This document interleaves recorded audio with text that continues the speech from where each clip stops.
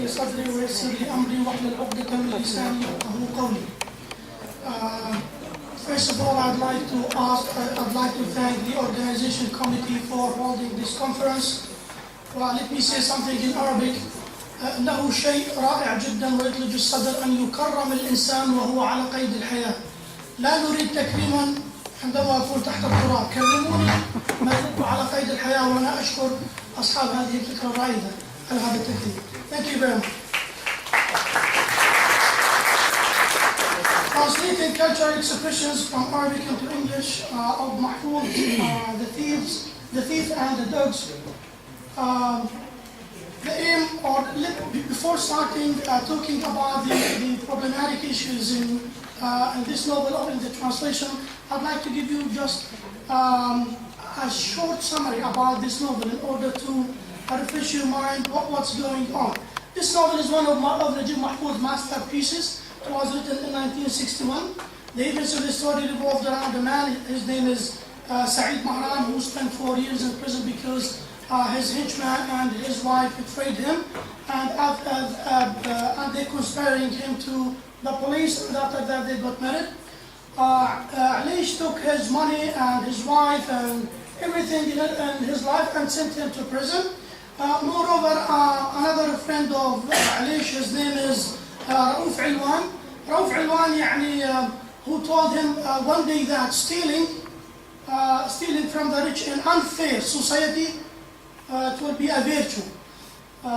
It will be a justice, a virtue. Become very rich, and he is now a chief editor of a famous newspaper. He told Saeed that he didn't want to see him again. He kicked him out of his office. During these events, there was a sense of revenge for Saeed. Therefore, he decided to get rid of all of them, his wife, also his henchman, and his friend. Let me go directly to the purpose of the study.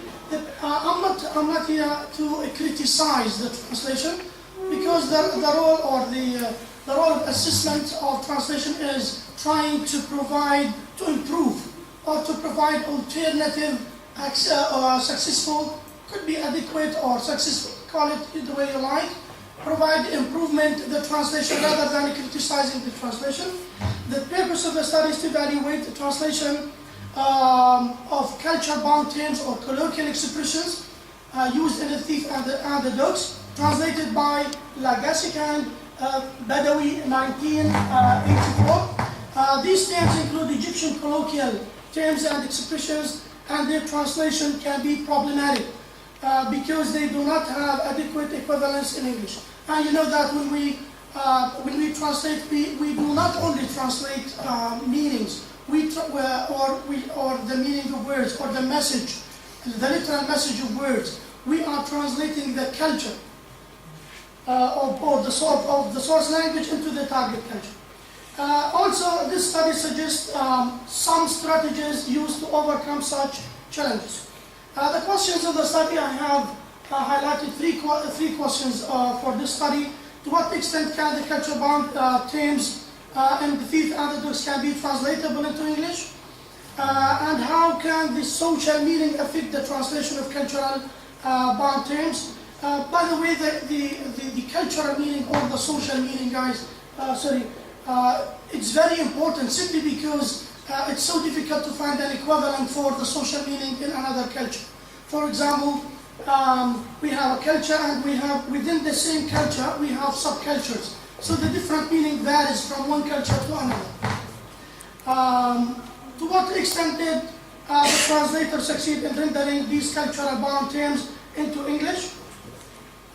Translation and culture, as I said before, when we translate, we do not only translate the meanings of single words or the meaning of the message, we are translating the culture. And it is problematic because the translator or the professional translator should master not only the language, but the master of the source language and the target language. Both of them must be mastered by the translator. Neither said the meaning of verbal symbols on any and every level depends on the culture of the language. Community, language is a part of culture, nobody can deny that. And in fact, it is the most complex set of habits, that any culture exists. So language reflects culture, provides access to culture, and in many cases, in many respects, it constitutes a model of the culture. Colloquialism and translation. Why I focus on colloquialism? Because in literary translation or in literary work in general, it is familiar to find, dialogues between the characters, the main characters in the literary work, and some of these dialogues could be in, let's say, in colloquial. Why? There is a purpose behind that, because the writer, for example, would like to show us there are, certain differences between the characters. He is educated, uneducated, and so on, or belong to a certain class. So we can understand this by, doing the analysis of this. So the use of colloquial or colloquialism is more effective than the use of standard Arabic, especially when expressing happiness and sadness. Now, when you feel angry with someone, you will not say "Wallahi tabban laka thakalatka ummuk," you will say, you will go to the colloquial expressions to be more effective, to be more expressive. This is, I'm talking from a socio-linguistic point of view. It's more effective than the classical or than the standard variety. So the translation of colloquial expressions is problematic simply because it's somehow difficult to find equivalent for them in the target culture. In literal translation, we call it the labor of love, guys. We call it the labor of love. So we do literal translation because we are interested in doing this kind of job, because we love it. It's a kind of enjoyment. It's not worth paid, rather than other types of translation such as interpreting or legal translation or technical translation. You will be paid good money. However, when you do literal translation, you will pay. Sometimes you will pay from your pocket. I'm sorry to say that, but this is the reality. Yeah. So there is a belief that the goal of translating literature is enjoyment. We agreed on that. And when we translate literature, the role of the translator will be as a facilitator in order to help the target readers to be accessible to the text, or to this literary text in the target language. So translating literary works is more creative than any other types of translation, such as commercial or legal or whatever, because the translator renders the aesthetic feature of the source language into the target language. The data of the study consists of 24 culture-bound expressions selected from different parts of the novel, accompanied with their translation into English. These translations of the expressions were investigated, evaluated, and alternative translations were provided. Regarding the theoretical framework of this study, I do believe that combining more than one model, more than one theory, more than one strategy will be, let's say, adequate or successful, especially in literal translation. So the study based on cultural approach to translation, also Vinay and Dr. model of data who have 2 strategies, direct and oblique, and 7 procedures: borrowing, count, literal translation, transposition, modulation, idiomatic translation, and adaptation. I have classified the data into 6 categories. First of all, I have observed the translators tend to omit some, let's say, colloquial expressions from the translation. We have here Alf Harabiyat, for example. What a wonderful occasion. This is a kind of improvement or suggested translation. It could be, you are most welcome, because this is the intended meaning, or this is the social meaning behind saying this word. Here we have Layla Bayda Bis-Salah al-Nabi. This was omitted by the translators. However, it must be existed, which means what a marvelous occasion. Also another expression, Ya Ardi Hfadhi Ma Alayki. Another expression was also omitted, Ya Ardi Hfadhi Ma Alayki. It could be translated as what a marvelous occasion. يا خبر متى خرجت من السجن، يا خبر. اخواننا المصريين بيحكوها كثير يعني they say they use it too much. Also it was omitted in the translation. It must be translated what's a nice occasion. Also تعال إلى الدكان لنشرب الشربات. Shabbat, it was translated as literally have a cold drink to celebrate. Shabbat in the Egyptian, let's say Arabic, it means a syrup made of diluted sweet fruit juice. Here we have explicitation strategy and celebrated the shop. I do suggest to borrow الشربات as it is. الافتراض اللغوي, and it's not a shame by the way. Even in the Holy Quran we have borrowing. There are a lot of words from Persian, from other languages. The second one, expressions used for degrading others. إنه لا يعرف رأسه من رجليه. The context here refers to someone who is somehow يعني unstable, or he was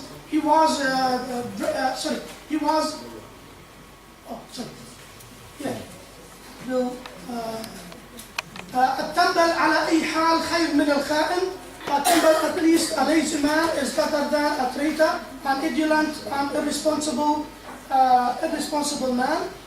لما كفل الشر, it was literally translated, or here it was omitted. It must be translated as may Allah protect you. Ya lutf Allah. Really you don't say it's idiomatic, but God protect you. Next we have expressing misfortune. لم أرتكب جريمة ولكنها القسوة والنصيب. I have translated that, I suggest it is the act of God. وغنى صوت الله حلاوة فيه البخت والقسمة فيه. A feeling of despair descended on him, and he realized that he was completely lost. 5, we have expressing fear and exclamation. ركبوا سابت مسكين. ركبوا سابت. Because here I suggest explicitation. They provided literal translation, but I suggest explicitation in order to understand what is meant by saying this. قالت بطلق إن انكشف أمري وضعت أبوه قوي وأهله كالنمل. Here I suggest to add a big, and he has a big and powerful family. Finally expressing compliment. ولكن لا يعيب الرجل إلا العيب. Here we should use the strategy of explicitation. Only shameful deeds can shame a man, as an indication of encouragement and condolences. قلبك أبيض, you are sympathetic with him, or another translation could be you are very kind-hearted. The last one, avoid confrontation expressions. ادخلوا في الموضوع واعفونا من اللف والدوران. We have come to the point and stop circumvention. اليوناني. The next one, لن يجيب الكلام إلى وجع الدماغ. I'll jump to conclusions because of swearing. Also another one, swearing and supplications, expressions. This one, أحلف لك بالطلاق إن شئت. I swear an oath you, if you like. It could be translated that I swear an oath of divorce, in order, to render or to explain the intended cultural or social meaning here. Also the word عياض, the same. Conclusions, translating colloquial or cultural expressions is often a thorny task, as they are used purposefully in literature. The study concludes that combining more than one translation models will provide a clear assessment of translating culture-specific or bound terms. The undoubtedly model and cultural approach of translation can serve as macro-analysis model of processing the translation of cultural or social terms, as they provide translators with wide linguistic and cultural information about the topic, the participants, and the relationship between the norms in general. Functional, additional, transcription, or borrowing descriptive. Yeah. Thank you very much. This is the last one.